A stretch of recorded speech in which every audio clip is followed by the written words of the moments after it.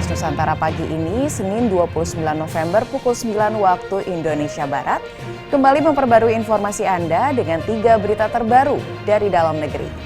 Berita pertama terkait merebaknya virus COVID-19 varian Omicron di sejumlah negara, membuat RI kini menutup pintu masuk dari kunjungan 11 negara selama 14 hari ke depan.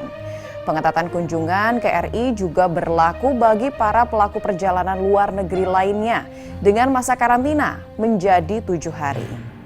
Beralih ke kabar inspiratif, pemerintah Kabupaten Temanggung, Jawa Tengah terus mendorong penyandang disabilitas tetap berkarya. Pemkab Temanggung memfasilitasi penyandang disabilitas dengan mengadakan pelatihan dan pendampingan wirausaha mandiri. Dan berita terakhir pemirsa untuk pagi ini, saya mau menyegarkan pagi Anda nih dengan mengunjungi Kota Tarakan, Kalimantan Utara, karena di sana terdapat sejumlah bukti sejarah yang menjadi saksi bisu penyerbuan dan pendudukan Jepang di masa Perang Dunia II. Salah satunya yang terletak di kawasan Bandara Juanda. Berikut informasinya.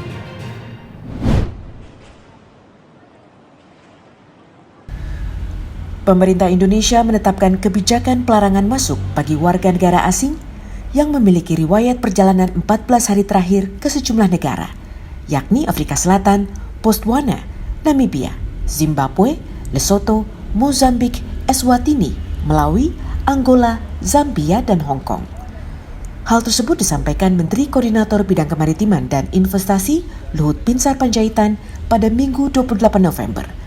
Menyusul adanya laporan penemuan mutasi virus varian baru yakni Omicron atau B11529 di 13 negara. Bahkan, penelitian di Afrika Selatan menyebut varian itu mengandung 50 mutasi yang mempengaruhi kecepatan penularan dan kemampuan virus menghindari antibodi baik yang dibentuk oleh vaksin maupun secara natural.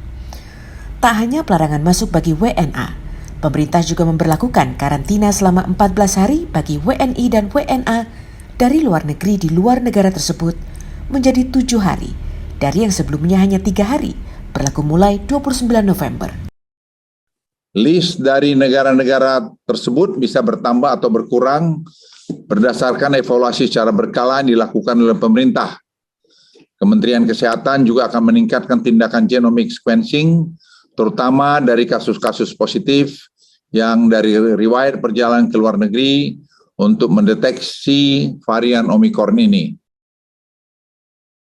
Lebih lanjut, Luhut menyebut, selama 2 minggu ke depan, pemerintah akan memperkuat kerjasama internasional untuk melakukan penelitian lebih jauh guna memahami efek dari varian Omicron terhadap antibodi, utamanya efikasi pada kekebalan yang terbentuk dari vaksinasi COVID-19. Tim Kantor Berita Antara mewartakan.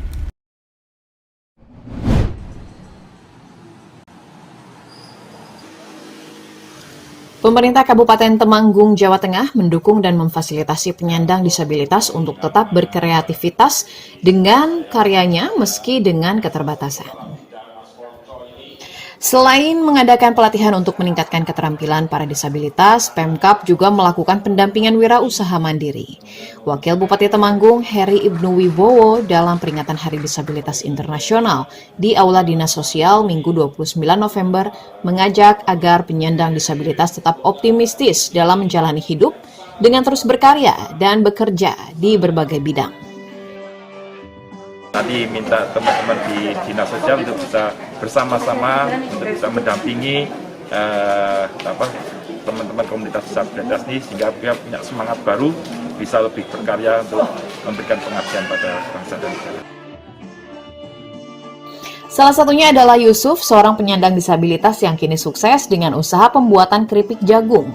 Dalam sebulan, omset penjualan keripik jagung miliknya menembus hingga 9 juta rupiah. Jadi bagaimana caranya saya hidup, bisa berdagang, bisa jualan, bisa untuk menghidupi keluarga. Karena saya seorang difabel, Pak. Jadi jangan sampai seorang difabel itu hati sama akal ikut seperti difabel, Pak. Jadi jangan sampai serba kekurangan. Jadi kalau akal dengan hati itu seperti difabel, saya tidak bisa hidup, Pak. Jadi untuk ekonomi saya tetap akan drop. Maka dari itu saya tergerak untuk jualan seperti ini, Pak. Selain kegiatan pelatihan dan pendampingan, Pemkab Temanggung juga memberikan bantuan dalam hal pemasaran produk-produk UMKM agar terus berkembang. Dari Temanggung, Jawa Tengah, Firman Eko Handi, Kantor Berita Antara, mewartakan.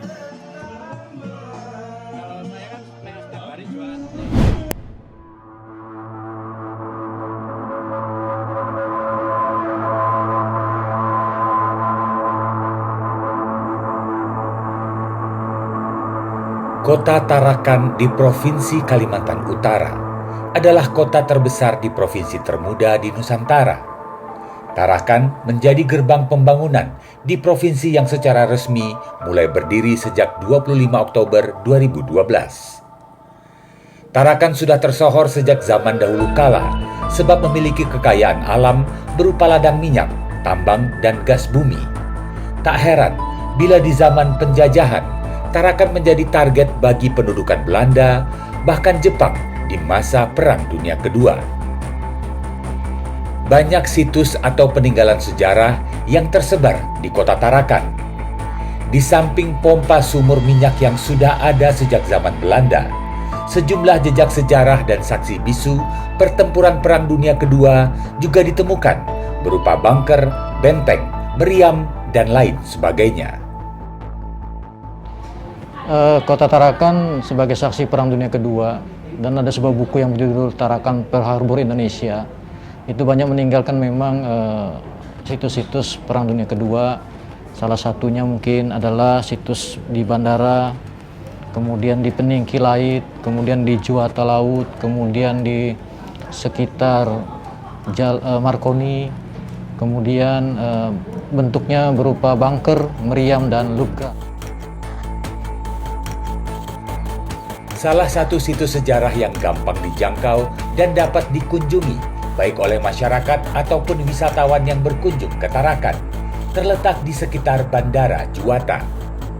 Selain bunker dan benteng, juga ditemukan benda-benda cagar budaya lain termasuk steling atau tembok pengintai. Bandar Udara Juwata itu dulu sebetulnya adalah kategorinya juga bandaranya itu sebetulnya juga bagian dari peninggalan karena memang dibangun di tahun 1936. Lalu kemudian di sekitar bandara itu karena kepentingan bandara itu lalu Belanda juga membangun semacam pillbox di wilayah itu untuk tujuan adalah pengawasan wilayah bandara itu sendiri.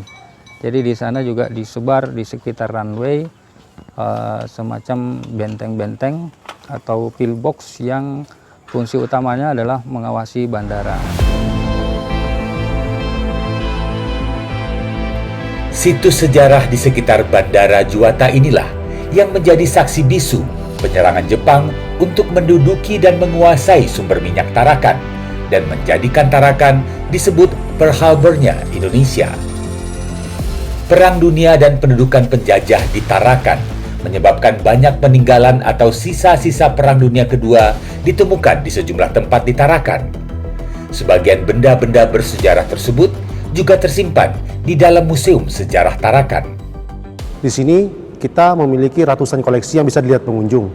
Di antaranya adalah foto-foto bersejarah, baling-baling pesawat Jepang, juga ada sepatu, botol minum tentara Jepang, dan juga ada katana serta bayonet tentara Jepang.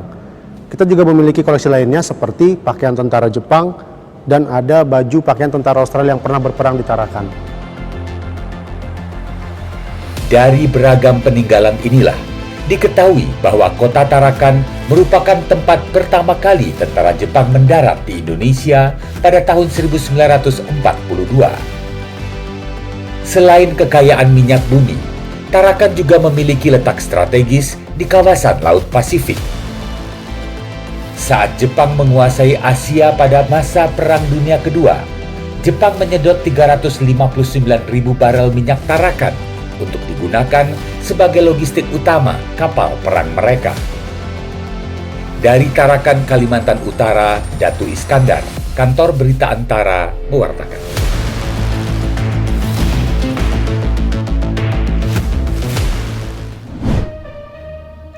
Pemirsa Pemirsa, demikian 3 berita pada pagi ini dan kami ajak Anda kembali dalam Kilas Nusantara Siang untuk memperbarui informasi terkini dalam negeri lainnya yang sayang bila Anda lewatkan. Jagalah terus imunitas tubuh Anda dengan sarapan sehat dan bergizi yang diimbangi dengan olahraga teratur serta berkontribusi juga nih dalam program vaksinasi COVID-19. Sampai jumpa.